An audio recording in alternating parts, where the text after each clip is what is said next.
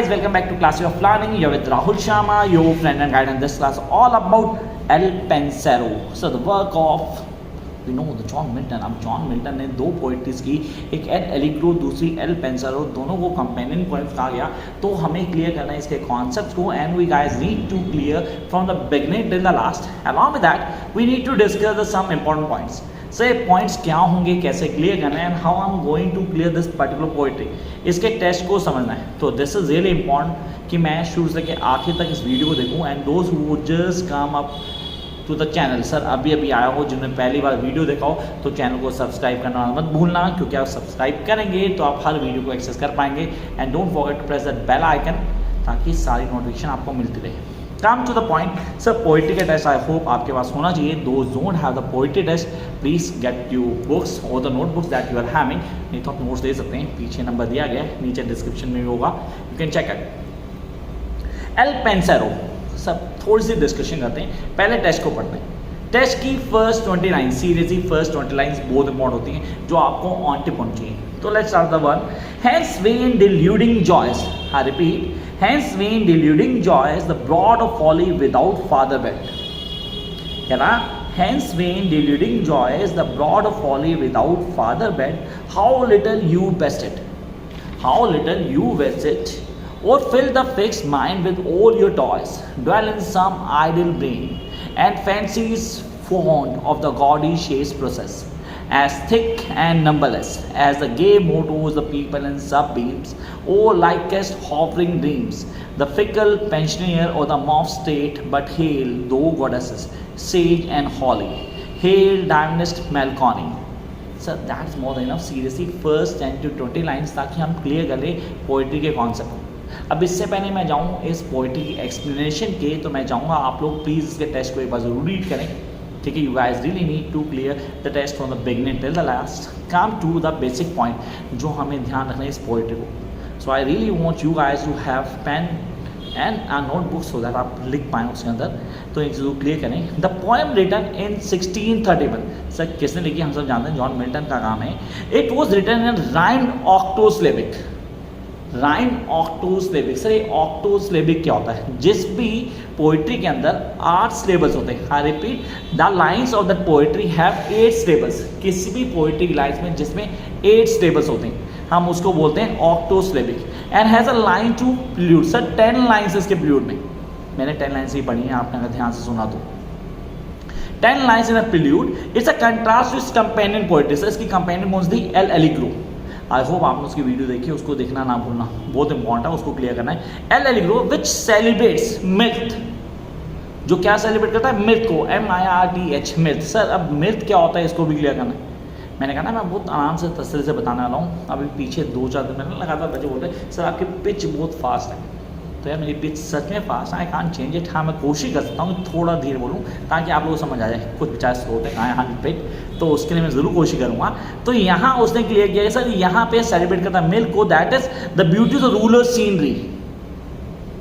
The milk in a poetry means when a poet celebrates the beauty of ruler sceneries. Sir ruler मतलब Pasteur हो गया, जहाँ पे गाँव खेत खलियान को दिखाया रहा, उसको हाईलाइट करा है. And the urban vitality. L पेंसेरो Inverex the goddesses मेलकॉनी. Sir goddesses मेलकॉनी को हाईलाइट कर डिस्क्राइब करता है सेटिस्फेक्शन को.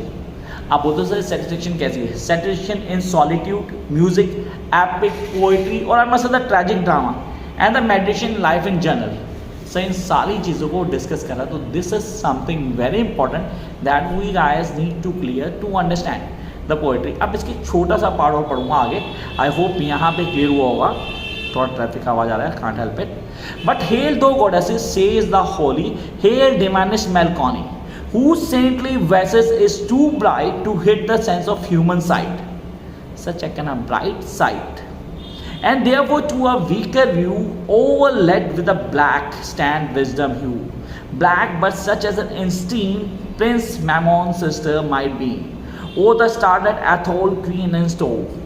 I'll jump to the basic sum of this poetry. It's a crust.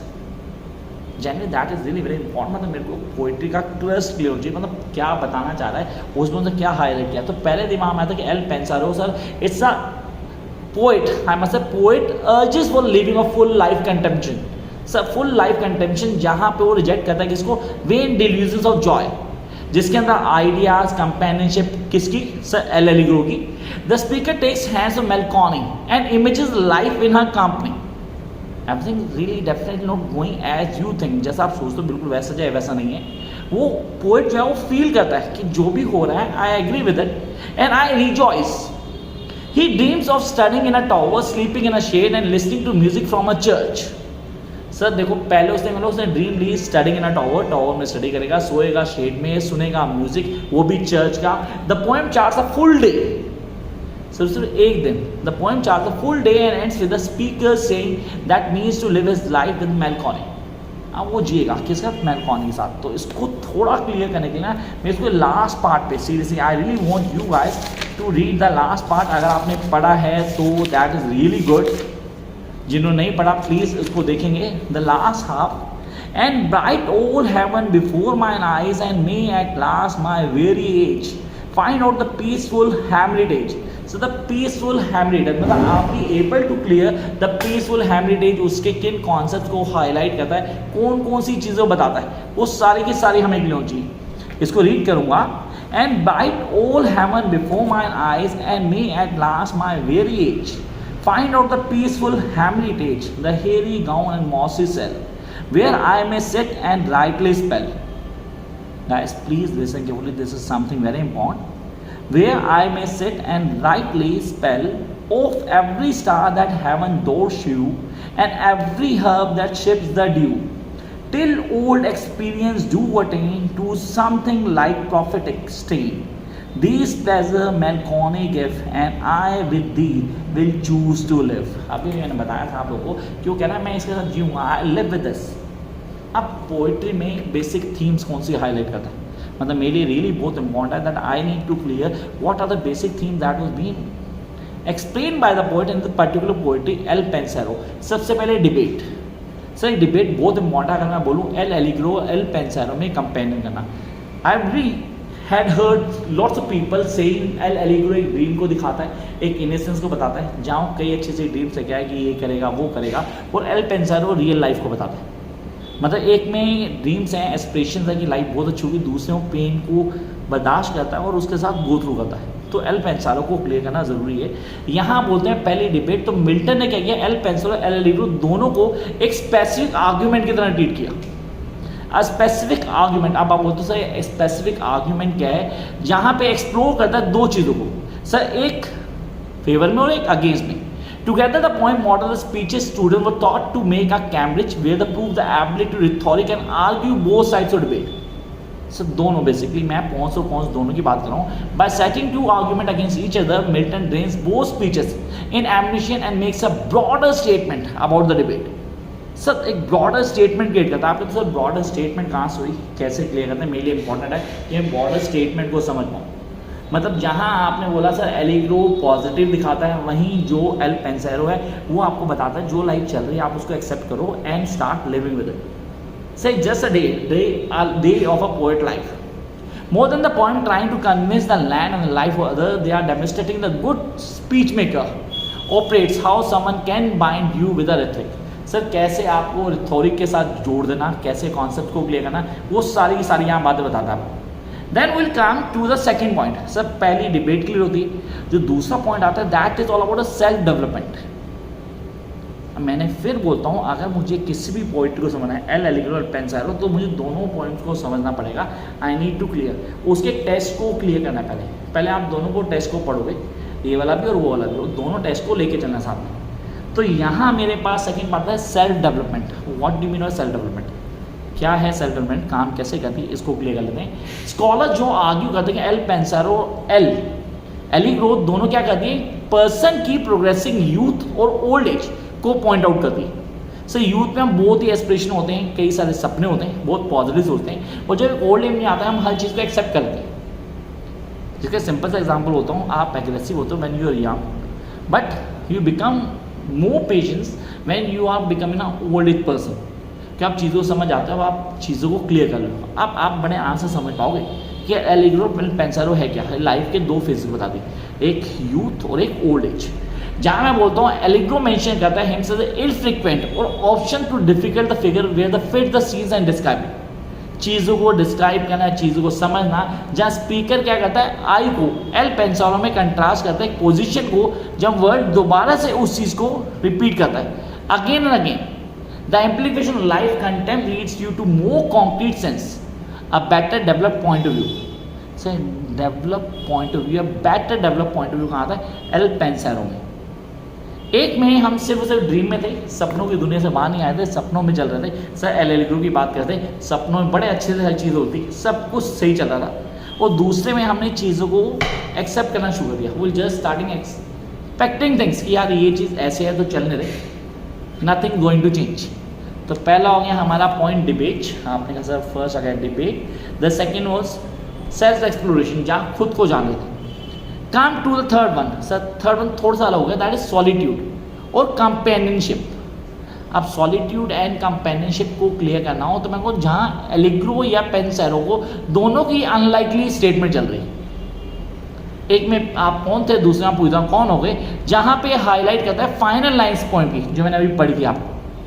दोबारा रीड करता हूँ. Till old experience do attain to something like prophetic sane, these pleasure melancholic give and I with thee will choose to live. अब उन्हीं के साथ जिएगा. तो इसको थोड़ा क्लियर करते हैं. कह रहे it's only the fine lines of word when the music flows from church and he finds companion and even then he develop to see the actual people. We only know there are the some music if the speaker in El Pensero, I repeat, in El Pensero has a relationship. There will be people recount the books and every day. His poem full of the allusion character from the literature where the speakers El Allegro describe meeting shepherd and speaker El Pensero instead alludes, I repeat, alludes to the story of classical mythology and poetry. His poem is People by Book. So people by book experiences. दो चीज़ें साथ में चल रही हैं. अब मैंने कहा तीन, दैट्स मोर देन इनफ. एक फोर्थ पॉइंट जो है मेरे दिमाग में आता है कि मैं कहूँ सर इस पोइट्री को अगर दोनों को कंपैरिजन लेके चलूँ, मैं डिबेट के बाद सेल्फ रियलाइजेशन पे आया, फिर मैं आया सर सॉलिट्यूड और कंपेनियनशिप पे, फिर मैं कहता हूँ एक कंक्लूजन ड्रॉ कर लेते हैं जहाँ दो पोइट्रीज को क्लियर करना. मतलब आप एल एलिग्रो पढ़ते थे आपको पेंसारो पढ़ने की जरूरत नहीं थी क्योंकि एक एक्सपीरियंस था. लेकिन जब एल पेंसारो पढ़ते हो कंपेनियन बनी पूरी, उसी के बेस को लेके उसने एक्सप्लेन करना शुरू किया and he done a great job. तो अब आप लोग इस टेस्ट को कितना पढ़ते हैं और कैसे क्लियर करते हैं. अब दिमाग में आता है sir how I am going to recognise this test. इस टेस्ट को रिकॉग्नाइज कैसे करना है, बहुत ईजी. सिर्फ और सिर्फ करना क्या है, पोइट्री के टेस्ट को पढ़ने से पहले पोइट्री के बेसिक प्लॉट को समझना. If you really want to be the master, so first be able to clear the plot of that poetry. उस पोइट्री के प्लॉट को समझना है. जब आप प्लॉट को समझ पाते हैं, you be able to do each and everything what you want. Hope यहाँ पे कॉन्सेप्ट क्लियर हुआ. Catch you very soon with a new video. Till then like share subscribe. Bye guys.